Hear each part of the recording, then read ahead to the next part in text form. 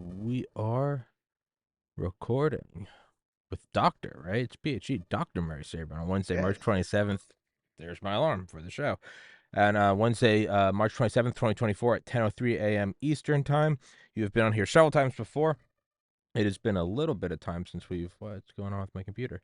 It's been a little bit of time since we last spoke. But today I wanted to talk to you about the fourth turning, which is from more people than most people have I always get guest requests, I always get topic requests, and if it seems remotely interesting to me, I'll do it. But I've had more than one, which doesn't sound like much. But I normally don't get like topic requests or guest requests. If I get one, I make a note of it. If I get a couple, I take that as like, if you see the tip of an iceberg, I'm like, that means there's more underneath. But excuse me, my stomach's grumbling. You can go to the description. You can get his book on the Federal Reserve. You can go to his website, his Substack, his Twitter, Boom Bust Cycle, all that good stuff. And as always, guys, please support the show. Go to American Heart for Gold. The link's in the description. Use promo code Tommy or text Tommy to 65532 to go get some bullion, which, I guess does kind of tie into this episode about cycles of, boom, bust, gold, silver, inflation, 1930, all the buzzwords, all the keywords. But Dr. Sabrin, as I post the live link, could you please introduce yourself to my audience and take it away? I'm Murray Sabrin, Emeritus Professor of Finance at Ramapo College, where I taught from 1985 to 2020. And a year later, we relocated to Florida, where I've been writing my Substack column at murraysabrin.substack.com. I've written a book on how to create a tax-free America, which would solve a lot of Hunter Biden's tax evasion problems. If we had implemented tax-free America, he wouldn't have had to been indicted for tax evasion. And then I wrote Why the Federal Reserve Sucks and causes inflation, recession, bubbles, and enriches the 1%. So I recently learned that I'm part of the one percenters because of all the savings we've done over the years. It's boosted our net worth. And so my next book will be Why the Federal Reserve is the greatest thing since sliced bread, since they've inflated all asset values for the past 100 plus We're all years. doing good. I bought We're gold. all doing good. I, Everything is inflated. I first started. I think I read The Creature from Jekyll Island in 2021, and was just for the podcast. I was like, oh, because I was saving money to keep funding the podcast. It's the first time I bought gold, and the price of gold has gone up, but so has everything else. So it's not really. And because I apparently have a massive ego and I'm a narcissist, I told Dr. Sabrin beforehand the reason why I look like I do is I just got back from the gym and I'm going to get a haircut after, so I didn't shower beforehand. So I don't want anyone to think like, man, Tommy, you're really letting it go. Like, no, I understand. I look like an animal right now. But yeah, and shame on you for being in the 1%, Dr. Sabrin. Shame on you for working hard and saving, right? I mean, I would imagine I'm in the 1% of people who can do curls with 50-pound dumbbells, and shame on me for putting 20 years of work in the gym, right? Well, this is the thing about the America, the economy, the world economy is that everything's inflated. Prices here in Southwest Florida, where I live, Naples specifically, it's amazing the prices here. I thought Florida was going to be fairly inexpensive, but the last 4 years since COVID, prices have just skyrocketed. I mean, prices have, I think, more than doubled, for condos and waterfront property. We don't live in any of those facilities, but it just shows you how creating money drives up prices across the board.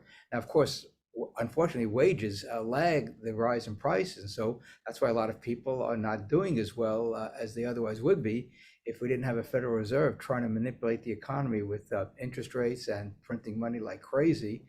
And so, in addition to writing about the Federal Reserve, I wrote another book on navigating the boom bust cycle.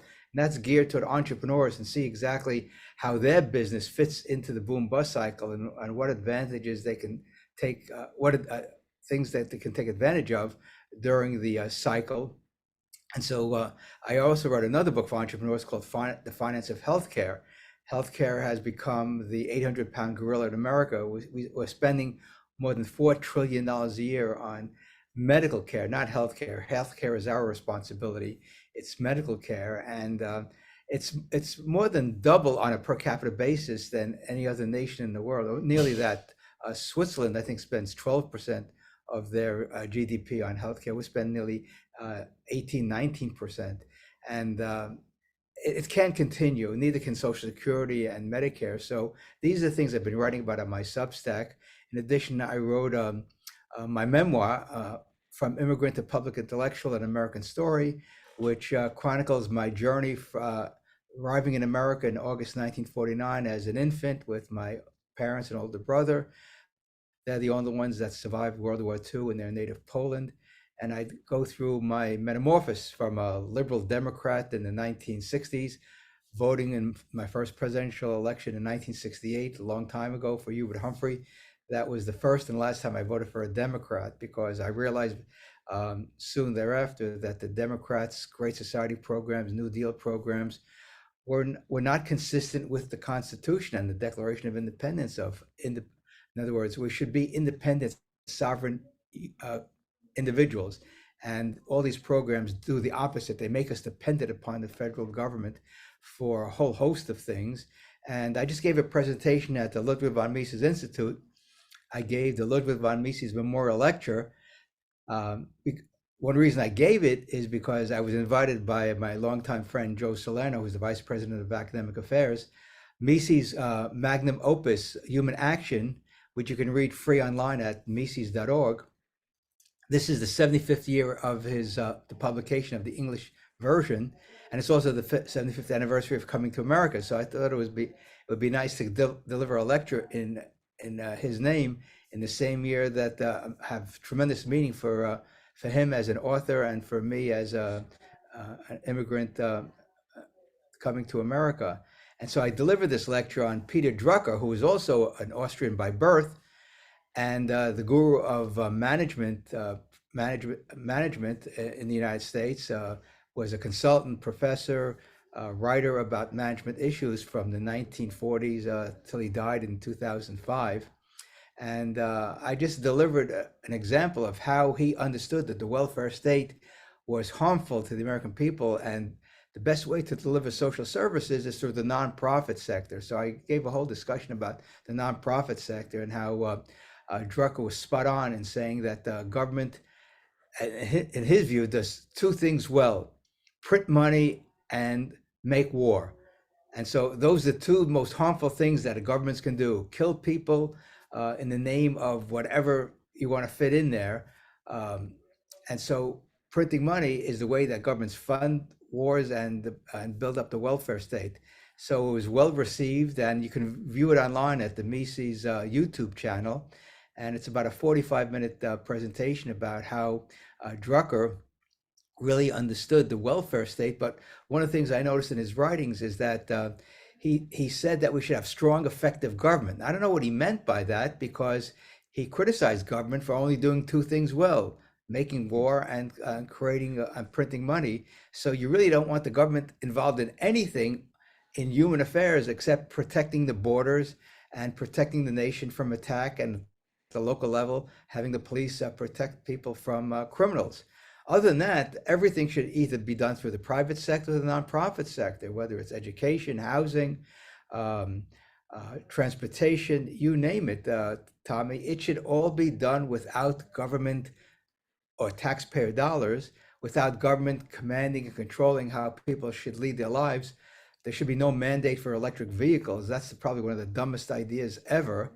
And the government should not be subsidizing agriculture, should not be subsidizing big corporations. In other words, get rid of corporate welfare, get rid of agricultural subsidies, and really have a true free market economy based upon what the founders, I think, envisioned, at least most of them did, that we would interact with each other on a voluntary basis using markets that would be which reflect the prices of that people are willing to pay for goods and services.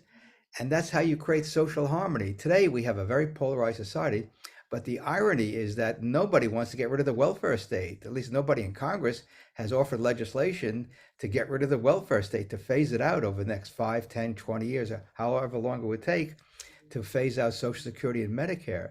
And so my mission writing on Substack at murraysabrin.substack.com is to present alternatives to the welfare state. We know the warfare state has been a total disaster. We're spending $1 trillion a year. That doesn't defend America. It's trying to defend Ukraine. It's supporting Israel in the Mideast. And this is how you create enemies overseas, is that you pick sides overseas.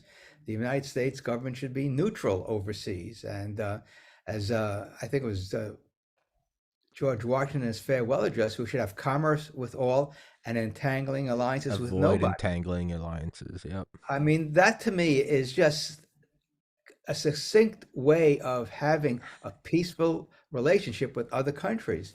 Be neutral. Now, you could speak out against injustices overseas, not saying you shouldn't do that, our political leaders, but it's up to individual people in nations to get rid of injustices in their own country. It's not our job as American citizens or the federal government to do that. First of all, there's no constitutional basis for it. Second of all, and it's not pragmatic, as we see that our involvement in the Mid East eventually led to the trade center bombings. So Hmm. we know that there is blowback. We know Yeah. that Yeah. if you do something overseas, it's going to come to bite you in the proverbial rear end, and that's what we've seen over the last 20 some odd years. And who knows who's coming in at the border now? You have people coming from all over the world. They're not vetted. We don't know what their goals and values are. And to have 10 million people come in over the last few years, I think is disgraceful. It's just an example of the Biden administration not doing its job in protecting the American people, since there's a whole list of people who've been killed by illegal immigrants, undocumented, whatever you want to call people who don't come in the legal way like we did in 1949. And when you come in the legal way, you have nobody looking over your shoulder. You create ties in the community that you live in, which with us was Lower Manhattan in the in New York City, and then eventually moving to the Bronx a few years later. And my parents had their network of friends who survived World War II, and so that was their network. And then they spread out from that to other people. So that's the way it should be done in America. You come in with people that you know from the old country, so to speak, and you develop friendships here and develop friendships with your neighbors in where you live, and you have the best of both worlds. You have peace, security, and harmony. And who doesn't want that for themselves and their family? And unfortunately, we're not getting that with the type of policies that have been in place now for decades. And it's getting very frustrated for people like me who've been seeing America evolve for the past 70 some odd years. And it's gone from a fairly limited republic, even though the New Deal was in place in the 1950s when I became of age, so to speak, in New York City, to this monstrosity megastate that Drucker writes about. He writes about the megastate, the nanny state, and that it is so harmful. It's costly, it's harmful. And look at the polarization in this country. It's really not about, it looks like it's between Democrats and Republicans with two clearly defined ideologies. Unfortunately, the Republicans don't have a clearly defined ideology. They're just anti-democrats because none of them are talking about restoring the republic. All they want to do is maintain the status quo. That's why you can call them conservatives. They want to conserve the status quo while the Democrats keep on pushing forward. So the debate in Washington is, should the budget go up 6% or should it go up 4%? Yeah. That's the essence of the debate in Washington over the federal budget. And with the deficit running at $2 trillion this year, Tommy, when we supposedly have a good economy, means that something is terribly wrong. And the interest on the debt is approaching $1 trillion a year, a mind numbing number. And Jesus. Biden's now proposing a $7.3 trillion for the next fiscal year. And these numbers are staggering. It's 75% higher than Obama's last budget. So in 8 years, the budget is going up 75%. And no one can say with a straight face that the American economy is better off because of that. So, kind of looking at these, I guess, meta themes, and it is interesting, right? You look at Washington, the farewell address. I think Abraham Lincoln, he had like a little. Then you have Thomas Jefferson, right? Central banks are more dangerous to the republic than standing armies. Then you have Abe Yeah. Lincoln saying it kind of predates Eisenhower by like almost 100 years, saying eventually something along the lines of the arms industry will be consolidated, and then they will have unwarranted power. Smedley Butler, 1933, Eisenhower. January 17th, 1961, on and on and on and on. Um, but in terms of something like for like a layman like myself, I like to think I have somewhat of a grasp on some things, which is even that's a generous term. But for something like I've heard it mentioned here before, and I've heard the empire's 250-year cycles on average. So, right, 1776, 2026 will be 250. In terms of something like the fourth turning or a super cycle, how is that different than, let's say, a 1929 or a 2008? How is for, and sometimes I launder it through my audience. If I don't understand something, I'll be like, Mhm. my audience wants to know, but the reality is like, I want to know, what is the fourth turning? What Well, is a super cycle? the fourth turning is based upon a book which I haven't read. I must admit, I I haven't didn't read have it read out. the Yeah, book. Howe and Strauss. Strauss, I think it is, in 1997. Yeah, I tried to And look him up the other day, and I realized, I was like, oh, Strauss is dead. Howe's still yeah, alive, and I'm trying to get him on. yeah, it's what the basic thesis is that we've gone through these 80-year cycles, 1776 to the Civil War, 1861. Then you go to 1940, and then 80 years after that will take us to 2030. So their view is that within these 80-year cycles, you have 20 years of each generation, and you have um, boom, then you have uh, complacency, then you have a crisis toward the end. And the current thinking in that, using that fourth turning, is that we're headed into the crisis phase of this 80-year cycle.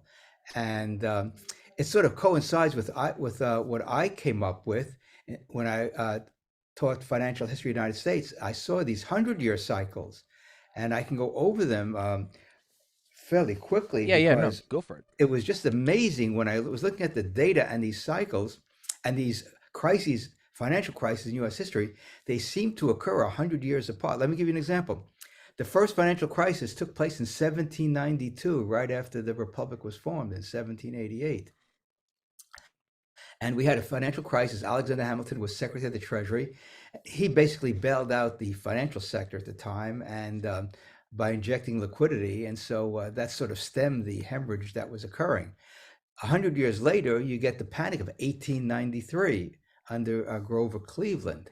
And then 100 years later, or roughly 100 years later, you get the S&L crisis of 1990-91. So that was the first 200-year cycle, starting with the first financial crisis in America in 1792. Let's go to the first Great Panic, 1819, which Murray Rothbard wrote about as his dissertation at Columbia University, which was published as a book in 1962, The Panic of 1819. It's available to read at the Mises.org website for free, The Panic of 1819. And I used it in my financial history class because what Rothbard does is he explains the reaction of the politicians and the business community, which was pretty meager at the time. Most people were individual journeymen in 1819, and that stemmed from the inflating to to uh, to pay for the War of 1812. So all this new money that came through the banking system found its way into communities around in the country, which was basically the East Coast and the Appalachian area, and created a boom which then ended in a bust. And that's how you got the first ghost towns in Mm. Kentucky and Tennessee, as people abandoned areas that were no longer sustainable. So from 1819, 100 years forward, you go to the Forgotten Depression of 1920, 21. So that is another 100-year cycle. And then 100 years from that, what happens? The COVID crisis of 2020, where the stock market collapsed 35% in 6 weeks, and the Trump administration poured trillions of dollars into the economy to uh, to boost wages and make people whole because of all the lockdowns. So that was the second 100-year cycle phenomenon that we have. Then we have a third one, the Panic of 1873, the railroad boom and bust cycle occurring after the Civil War. Well, 100 years later, we get 1973 and we get the first oil crisis uh, that took place. So you got 1792 to the next two 100-year cycles. 1819 to the next 200-year cycles. And then let's go to the next big crisis that occurred, the Panic of 1907. 100 years later, you get the Great Recession of 2007, 2008. So that's another 100-year cycle. Mm, And then 1929, the big the big one. stock market crash, and then the Great Depression. Well, what's 100 years after 1929? 2029. So if these things hold true, now I'm not saying there's any law of economics or any law of finance, but they're just interesting phenomena that have been observed by myself and other people. And so if this thing unfolds the way it has in the past, that means 2029, 2030, somewhere in that time frame, we could see another Great Depression 2.0. So I'm not predicting that's going to happen. All I'm saying is, based upon these 100-year cycles that I've seen, that which coincides, by the way, with the Strauss and Howe Mm-hmm. 80-year cycle, that the end of this decade, the beginning of the next decade, could be the most volatile, disruptive, and dangerous period in not only American history, but possibly world history. Yeah, I mean, something about, you said there's no economic law. There is an important thing to remember, and it's I think you've acknowledged it through your own observations, is that when there's something that's at one point all laws didn't exist, right? So let's say like Newton working with the apple, right? An object at rest will not move until acted upon by an external force, whatever you want. There was a time when none of these things were laws, right? So now we look at it, we go, oh, it's a law, but there was a time when no one had it figured out, and Mm. more often than not, you're mocked if you point it out. So you know, just because it's not written in a textbook, and there's not, you remember, like in middle school, there's you have social studies book, and the bold word is the definition. Oh, you got to remember that. Like, just because it's not written down in a law yet doesn't mean it's not a law. Newton's laws existed before Newton existed. Newton's laws existed at the birth of the universe. He just examined them. So if you're looking at these things and you have the facts and figures to point it out, I would, and this is just for you, I would say, I wouldn't, don't say it's not a law. I think it's as much as a law as possible. You're looking at it and it is. So for something like that, now, not for me, because I'm a peasant. I'm an Irish peasant, and working in the fields making potatoes, which isn't true. Obviously, I do the podcast, but how would you? I don't know if this makes sense. So like when I lived in a frat house in fall 2010 to spring 2011, I remember I was really trying to, for lack of a better phrase, get my shit together. I was a bad student my freshman year. My sophomore year, I stopped drinking, stopped smoking pot, and started studying all the time. And that bled over into trying to like clean up the frat house and always, making sure it looked good. And after several months of this and realizing that no one else cared, I metaphorically withdrew my forces to my bedroom. I kept my bedroom clean. I swept my bedroom, made my bed, did my laundry, and realized that that place wasn't for me. And I transferred to University of Georgia, better school, blah blah blah. Went on to get into med school, whatever. That for me was kind of reading the tarot cards and seeing that I had to protect myself, and it was metaphorical, I think, of a cycle like this, to where I withdrew my forces and Mhm. was like, I need to take care of myself. And I would imagine if I had money, it would be something where you stop with, maybe exotic investments, for lack of a better phrase, and do something like Warren Buffett. I think Warren Buffett says he's successful because he's boring. You go after railroads, you go after corn, you go after, mining, not even rare minerals. You go after mining, iron. What would someone do? And is it applicable to not just, not just the kings like yourself who are now in the 1%, but for the peasants like me and people in my generation? How would you protect whatever wealth you do have as we move towards this, what you've examined through your, the law of this, seeming to be a coming cataclysmic, not cataclysmic, but another event, another economic event? What is one? And this is by all, and I'm hand on my heart, this is not some shill for the company that sponsors me. What would you do? Is it bullion? Is it ammunition and food? Is it railroads? Is it a public, I don't know, highway construction? What would you, if you can find anything in the garble I just said, what would one do?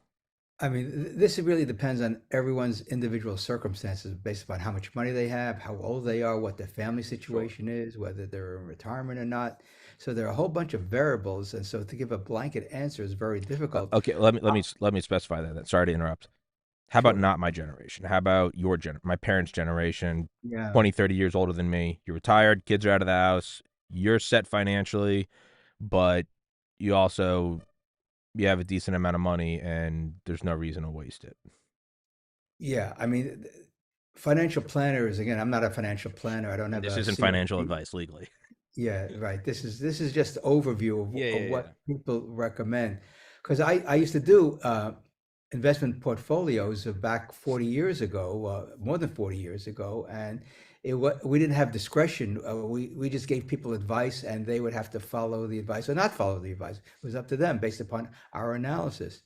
So today, given that there's so much debt in the world that governments are printing money that the one way to protect your money is to have a hard asset, and that would be gold and silver and maybe some other commodities in your portfolio. Copper has oil also. Commodities seem to do well during an inflationary cycle, and we are in an inflationary cycle. Just the fact that the rate of inflation has moderated from 2 years ago doesn't mean we're not in an inflationary cycle. So if you have that worldview that inflation is not going to go to 0 or even 2%, the Fed's target, you've got to have some sort of hard assets in your portfolio to weather the storm. If there is a big storm, there could be a minor storm. So for some people, it may be 5% of their portfolio, 10%. Some people may be very pessimistic. They may even increase it to 20, 30%. Who knows? It depends on their outlook for the future. And then one way retirees, they would need good dividend paying stocks, high quality stocks that pay 2, 3, 4% yields on stocks. So there are a whole bunch of them out there. You just have to go and do a search either at Fidelity, Vanguard, or even Yahoo Finance and see which are the best companies out there that pay secure dividends. And then you ride with them because dividends tend to go up every year. Um, then the question becomes: do you want to own your own residential real estate, whether a house or a condo? And that really depends on circumstances. Or do you just want to rent and not put so much money into a residential unit? But we know real estate has just gone, as I mentioned earlier, has skyrocketed the last few years for a whole host of reasons. The Fed kept interest rates so low, people were just buying up properties left and right when they were getting 3% mortgages. Now those mortgages are 7%.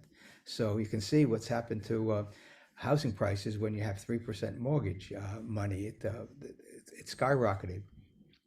So the other thing that you can put in your portfolio, you'd have some money market funds or treasury bills to have some liquidity in case uh, after the market goes down, which eventually will go down. I don't know exactly when. I'm not that smart to know exactly when the market goes down, but you want to have some cash. So when the market does go down, like it did in 2020, you were able to buy stocks at a deep discount from where they were just a few months earlier. Mm.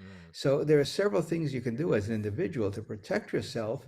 It's not easy because everything is so inflated. The stock market has had a huge rally since last October. And the question is, how high is up in this rally? And I just spoke to one investment analyst the other day who spoke at the Mises Institute last weekend, and he thinks the stock market's going to have a very difficult time this year, even though it's doing quite well in the first quarter, which ends this Friday. So he thinks there could be one of those events in the stock market where I don't know if it's going to crash like it did in 1987, where it goes down 22% one day, or you have something like 2023, was it, where the market went down for a good part of the year. So again, these are the unknowables out there, but the point is you have to have some sort of forecast in your own mind of what you think is going to happen, and then act on that forecast, and then be nimble enough to say, okay, I may be wrong, and therefore let me change direction. But clearly, liquidity is important. Having 10, 15, 20% of your assets in short-term money market instruments where you won't lose principal. Again, treasury bills or money market funds that are invested in treasury bills is probably one of the safest ways to weather a financial storm that could occur. And we know they're going to occur because we haven't had um, a recession. Now forget the COVID thing, because that was just an artificial downturn because of the lockdowns. That wasn't really a business cycle downturn. The last one we had was 2007, 2009.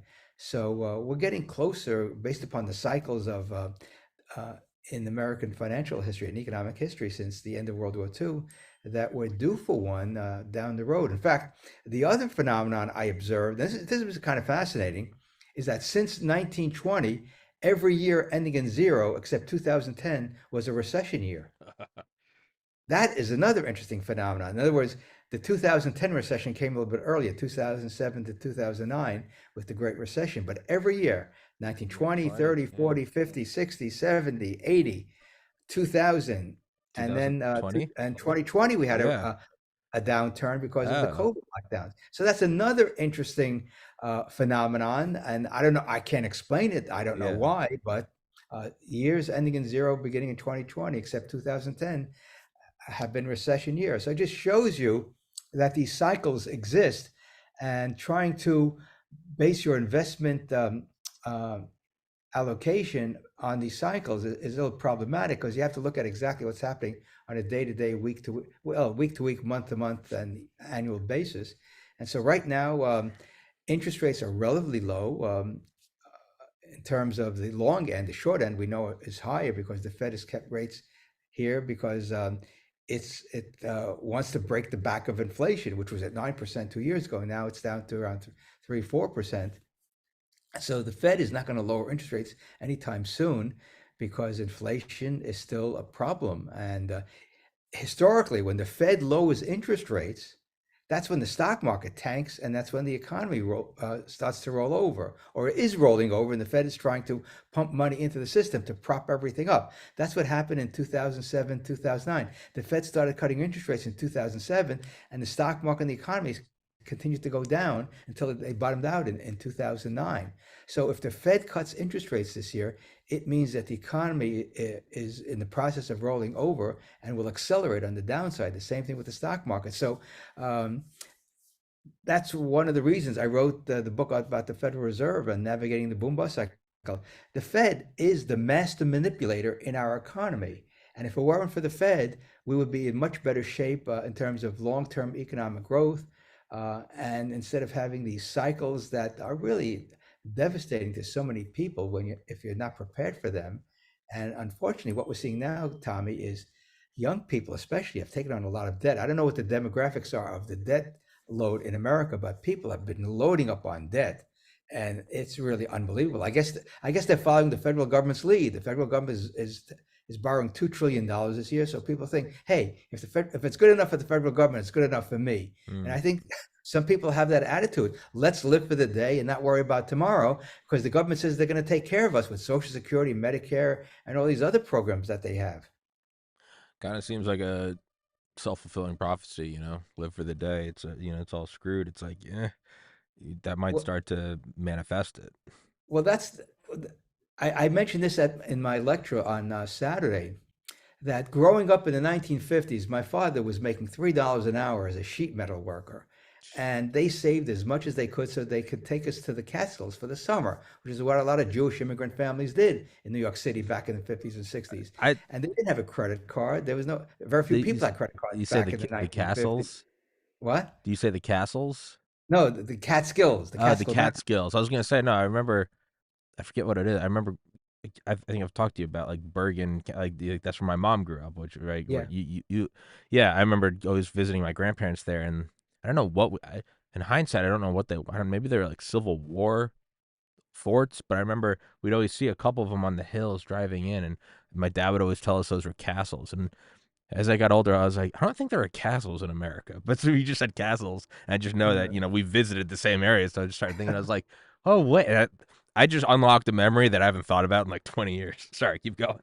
No, there are some buildings in Bergen County that date back to the pre-revolutionary period. They have Yeah, historical status, yeah, and there are some buildings that look like they're castles. I don't yeah. know It was exactly near where like I they think are. the Tappan Zee Bridge. I always remember going across, and Yeah, no, they're yeah. up on. They weren't in like Bergen County. These were up on like That's hills. Rockland. Yeah, Y- that's Rockland County. Yeah, Okay, all right, all right. Sorry, that's keep going. Rockland I County, apologize. just over Catskills, the Dad. state line. Yeah. Yeah, 3 hour, $3 an hour.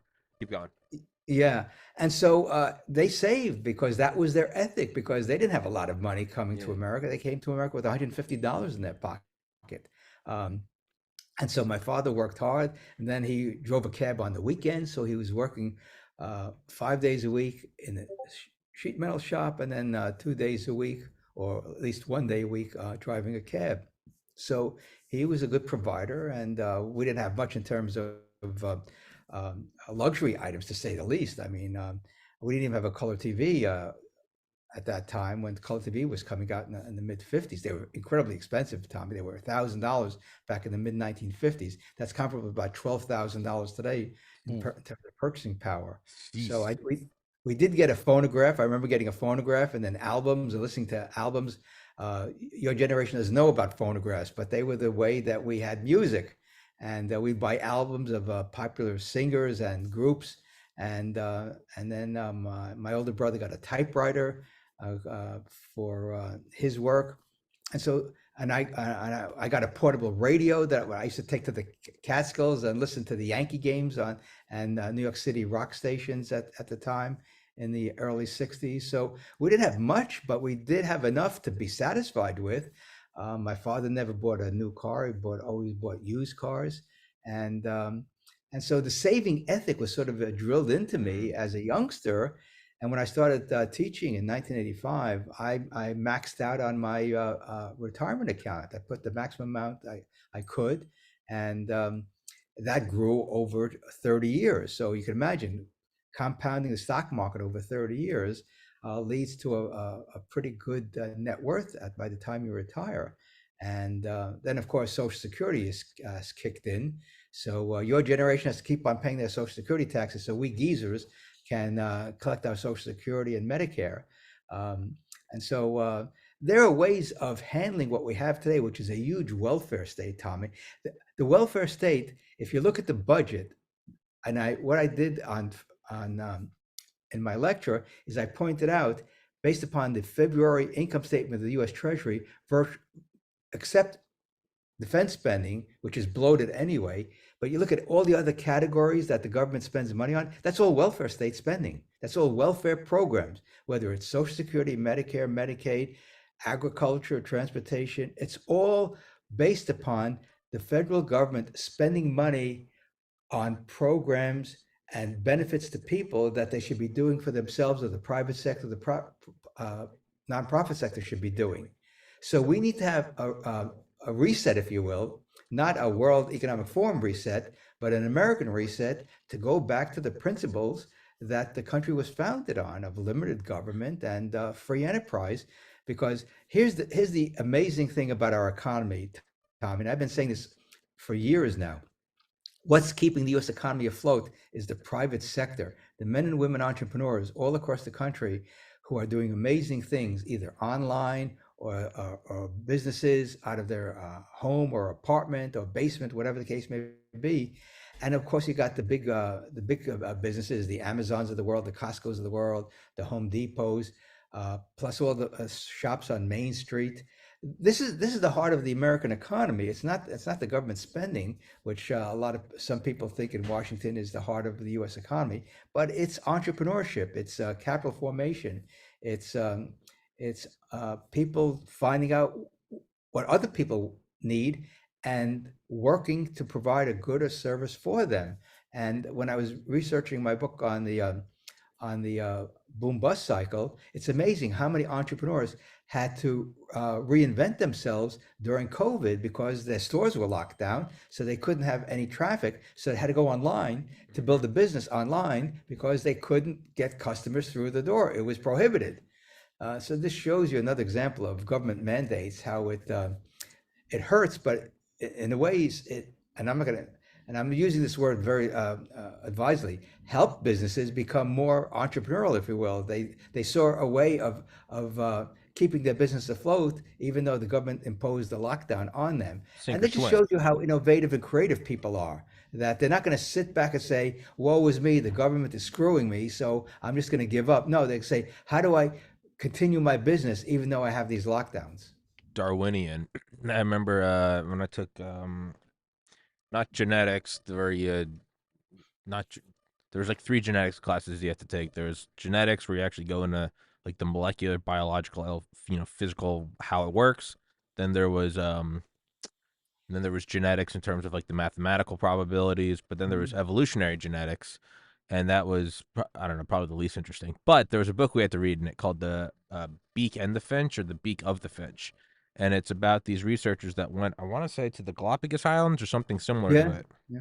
and they went and they tried to, right, because this is still when evolution was like, all right, it looks like it's happening, but we can't really explain how it happened. So it's like if you did took like a time lapse of, I don't know, it's like if you took like 100-year video time lapse of a mountain range, Mm, at eight, 1,000 pixels.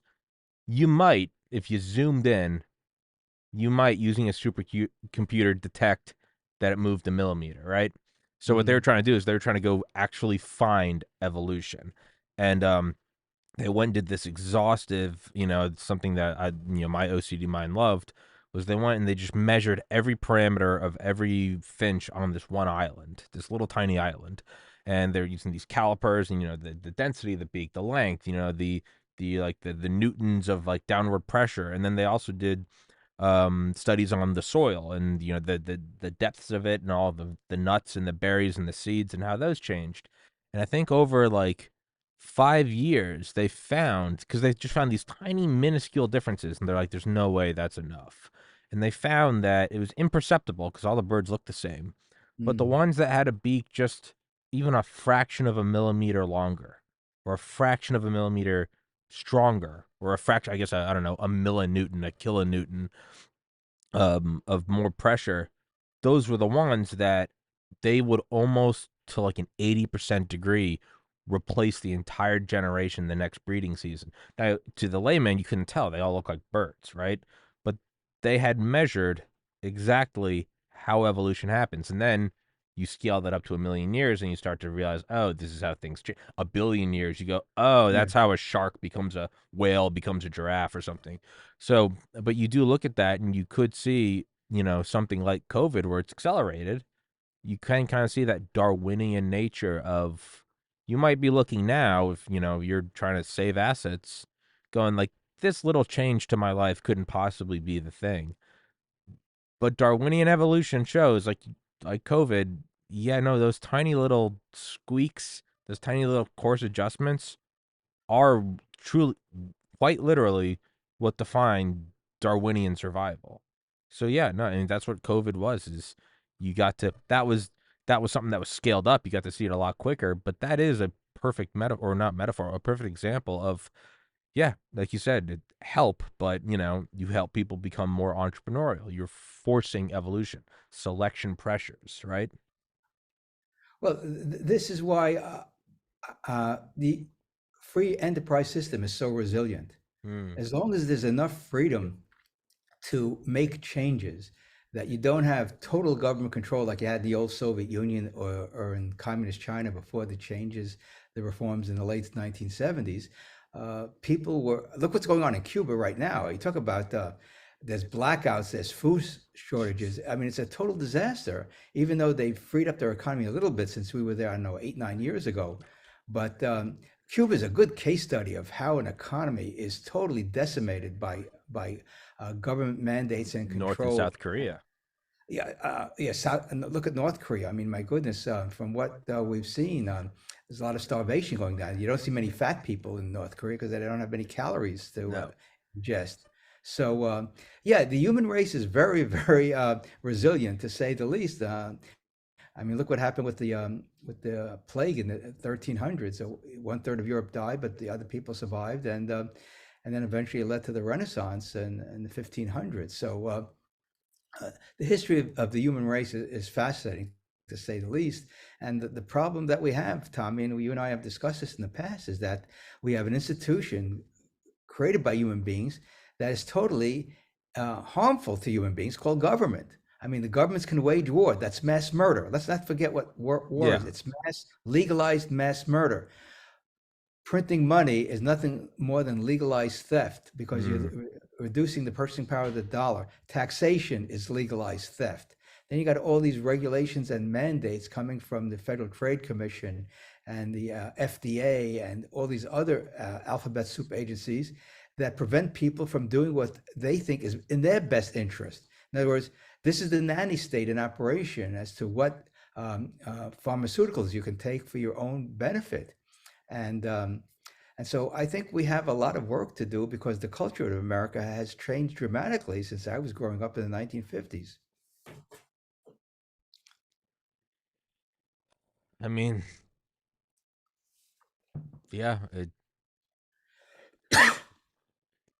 I don't really see any other way, and this is maybe kind of beyond the scope of this particular show. I really don't see, I don't know if all these factors are what's causing it or if we're going to choose it. But I don't really see any, and I don't like this. Again, I don't just because you're observing something doesn't mean you like it.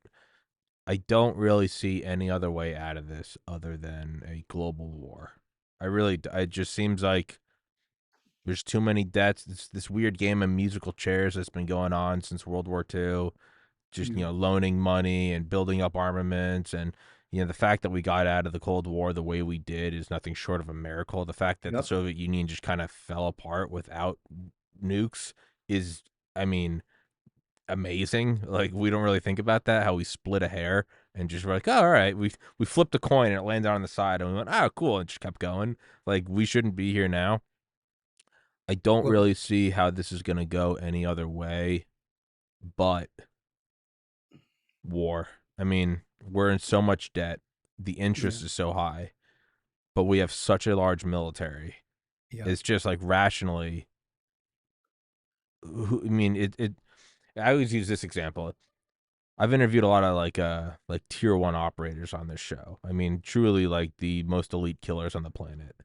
And I always like, so let's say there was a mob boss in my town, right, or a loan shark. I would take as many loans as I could from that loan shark, and then I would hire the Delta Force guys. And so when the loan shark sent his muscle men, which to the ordinary person would be intimidating, right? Bunch of big greaseball, bunch of mafia hitmen. Yeah, they're not going to do anything to my Delta Force guys. My Delta Force guys are the ones like the president uses. So I would take his money and then get my own muscle men. And when he went to collect debts, I'd be like, no, I'm the new power in town. I Yeah. can't help but feel like that's what the U.S. has been doing for the Yep. last, I mean, a trillion a year on defense. We've been building up these armies for decades. Who's going to come knock? And I'm not saying this is good. I'm not saying it's moral. I'm not saying it's ethical. It's just an observation. Yeah. Who's going to come knock? So I'm here, and the loan shark comes, goes, all right, you're paying all your money, or you're going to come scrub my floors for the next decade. And I'm surrounded by Delta Force guys, and I'm going, all right, guys, the jig's up. Or as a human, a flawed human, am I going to go, all right, it's, the music's playing, it's time to dance. No, we're having war. Or is the biggest military in the history of the planet really going to go, oh, shucks. All right, Yeah. China, now you get everything. I Yeah. just don't see it. And again, this isn't good. I don't support this. It is unethical to the highest degree, but it's what we're Well, going to do. It's just, well, the biggest mistake was made was NATO expanding eastward, yes. which the Bush administration promised Gorbachev that wouldn't happen. And so the United States lied to the Russian leadership that NATO would not move forward. Remember, Not NATO one was inch. formed against the Soviet Union. Since the Soviet no longer exists and East Europe was liberated, then there's no reason for NATO to exist. I mean, the whole notion of an alliance of what 25 nations is just absurd because based upon the charter, if one nation's attacked, then all the other nations have to come to the defense of that country, which is a prelude to another world war. And so uh, there were good Republicans who opposed NATO, like Senator Robert Taft from Ohio, and he voted against NATO. He said this is not something that we should be doing, and other Republicans opposed it. But yet the internationalists thought that this was a great idea to counter the Soviet Union. Remember, the Soviet Union was decimated after World War II. There was no way they were going to expand. They had to build up their own economy because of the destruction that took place and losing 20 million people. That's an incredible amount. It's so unfathomable to the average person to have 20 million citizens of your own country die. So that meant that the engineers, doctors, and other professionals were decimated. Um, that's what happened in World War One also. That's why all these young people got jobs in uh, in Europe after World War One, because that generation that fought the war weren't around to take professional jobs after the war. So again, Drucker had it right. Governments only do two things well, and they're both destructive. I mean, all the good things that have that come about in the history of the human race has been because of economic freedom. And if they don't understand that in Washington, then they're really hopeless, and we have a hell of a lot of work to do. I don't know if we can convince them, but the American people better wake up and smell the coffee, because if we continue on this path, we're headed toward a climactic cycle ending at the end of this decade, or the beginning of the next decade. Not that it's inevitable, but that's what history tends to repeat itself. We know that. And so the question is, what can we do about it on a personal level? And as I outlined some of the things, one of the things you can do is also buy have some freeze-dried food nearby, and some access to a water supply, because that would be helpful, and have some medication that has a long shelf life as well. So again, people have been prepping for Armageddon or at least some version of it for quite a while now. And Mark Zuckerberg is building this huge bunker in Hawaii that's been reported. So what is he expecting over the next few years? Uh, Disgruntled Facebook users are going after him, or is he expecting something really devastating to happen on the west coast of Florida? So, I mean, which we know there could be a massive earthquake on the west coast of Florida, and or something that happens in the Pacific that would cause a tsunami to hit the coast of Florida, the west coast of the United States. So there are so many variables. The question is, how do you plan for all this? And that's the real difficult part, because if you think any of these things could happen, you'd have to spend a lot of resources preparing for it. And there's also, you know, understand that there's so much you can do. If you're the president, you're going to be whisked away to a bunker. Yeah, Also understand, yeah, sure, have some food, have some water, have some gas, have a gun, but also just enjoy life. You know, yeah, it's these have always you can live the entire Cold War worried about, is the bomb going to drop, and it's a yeah, legitimate worry. But you also, imagine if we could go back to 1950, the duck and cover drills, and tell yeah, someone like, "Hey, we're time travelers." Like, so the Cold War ends and no nukes go off. yeah. They'd be like, "What?" And they'd be like, "Enjoy your life, enjoy your Yep, loved yep. ones, enjoy your kids are tiny. They're gonna grow up fast. Like, enjoy it all." Doesn't mean you shouldn't be prepared, but also enjoy it. Like, you don't Well, want to look back in 80 years and be like, "Hey, there was no nuke. You spent a lot yeah. of money and Well, time on a bunker." Well, the closest we came to a nuclear exchange was during the Cuban Missile Crisis in Mm-hmm. October 1962, and I remember that vividly. I was in high school, and it looked Yeah, like sure. Yeah. we could have had a nuclear exchange between the Soviet Union and the United States. Fortunately, there were back channel discussions between Khrushchev and Kennedy, Uh and huh. they diffused the situation. And a year later, Kennedy was assassinated, and a year later, Khrushchev was ousted. So it seems that the military-industrial complexes of both nations were not Mm-hmm. thrilled with their peace overtures. And Mm. Kennedy was assassinated 5 months after his June 1963 commencement address at American University, where he called for peaceful coexistence with the Mm-hmm. Soviet Union. Yeah.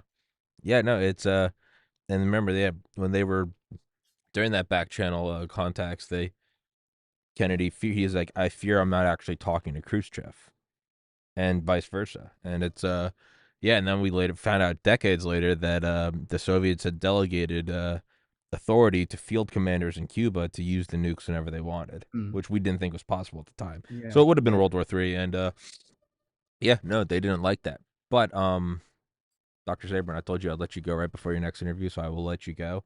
Um, thank you for your time as always. It's great to catch up. And guys, please go in the description. Please go grab one of his books. Go to his website. Go to his Substack, his Twitter, all that good stuff. And Dr. Sabrin, it was awesome catching up, man. It's been a minute. Great. Thanks so much. Look forward to it again, Tommy. Yes, sir. Take Thank you care. so much, guys. Thank you for watching. Recording God bless stopped. everybody. Take care. Peace. And guys, if you like that show, please support the podcast. Please go to American Hartford Gold. That link is in the description. They are the sponsor of the show. Use promo code Tommy. Get a chance to win $5,000 of silver. This is 100 ounces of silver. This is going to run you about, I don't know, $2,500 to $3,000. There's a chance to win 2 of these. Man, yeah, I really need to go get this haircut right now. This shit's looking wild. Text Tommy to 65532. Even if you're not going to buy anything, hey, look, makes me look good. Please just go to the link and just go click on it. It'll look good. You know, I have this sponsor. This is the first month I have it, and it is by no means guaranteed that I'm going to keep having them. So please go make me look good and go check it out. And speaking of, freeze-dried food, Heaven's Harvest. Link in the description. Use that. There's promo code, all that good stuff, 25-year shelf life. Freeze-dried stuff. There's seeds, so you can actually grow your own food, which, listen, the nukes start flying. Brass tacks, guys. If the nukes start flying, you're not going to need bars of silver. You're not going to need freeze-dried food. What you're going to need is a bullet for your neighbor or yourself. That's the reality. Now, I might have just lost my sponsors by advocating murder and suicide, but hey, if anything, if I'm nothing, or if I'm anything, whatever the fuck, I'm honest. And Prismatic Energy, also, kind of World War III oriented. They sponsored the show. That link is in the description. They're home battery systems, much like Tesla packs. And if you use the promo code, you can get 10% off. Some of those, I think they go range from $3,000 to $30,000. That's $3,000 off if you use the promo code. And the Wellness Company, Dr. McCullough works there. Dr. Hodkinson works there. I've had on most of the doctors that do work there. Go get all your supplements. Much cheaper than GNC or Swanson or any of those. That supports the show. Or you guys go to the locals. There's that little red button that you can click on. You can join that for a couple bucks a month. You don't even have to participate. Just give me some shekels. But if you want to participate, I read the comments. You can suggest guests. You can blah blah blah blah blah. I put up daily videos. Normally of me like doing laundry and walking around screaming and banging my head against the wall, which is technically the behind the scenes. The PayPal's in there, the Cash App's in there. You go to Patreon. Patreon won't actually let me upload anything or even make a single text post, but they do allow me to get paid because they get paid. So maybe you're already on Patreon. Maybe you've already got your credit card information saved on there. You can go there, join it. The link's in the description.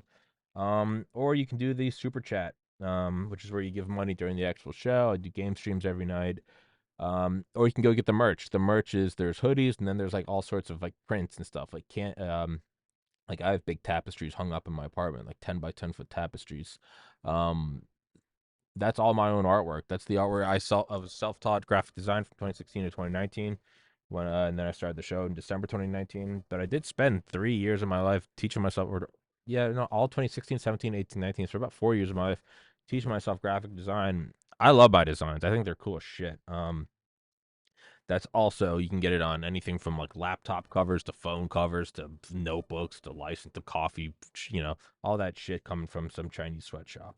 But most importantly, guys, if you like the show and you like that I can talk to any guest and have the freedom to say whatever I want, whenever I want, shit, fuck, tits, please support the show. And if not, then hey, it doesn't deserve to make it. But thanks for watching, guys. Take care, everybody. God bless. Peace.